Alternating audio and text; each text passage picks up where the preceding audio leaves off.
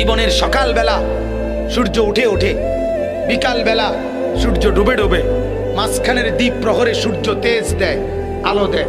ঠিক জিন্দিগির প্রথম বেলা মায়ের পেট থেকে বের হওয়ার পর দুর্বল, এ সময় তো মাত্র সবল হইতে হইতে সবল হয়, আবার কিছুদিনের মধ্যেই আবার সবল দুর্বল হইয়া বৃদ্ধ হইয়া যায়। মাঝখানের টাইম তো অল্প কয়দিন, দ্বীপ প্রহর। এ সময় যদি আলো না ছড়ায়, এ সময় যদি তেজ না থাকে, এই সময় যদি আখলাক না থাকে, তো কখন সে কিছু করবে? বলেন আমারে, বলেন মিয়া। আজ উনি চেষ্টা করলে, এই চাচা আজকে চেষ্টা করলে 200 রাকাত নামাজ একবারে রাত্রেবেলা পারবো পড়তে? পারবেন? কুলাইবেন আপনি শরীরে? কিন্তু এক যুবক চাইলে পারবে না? কথা বলেন না কেন?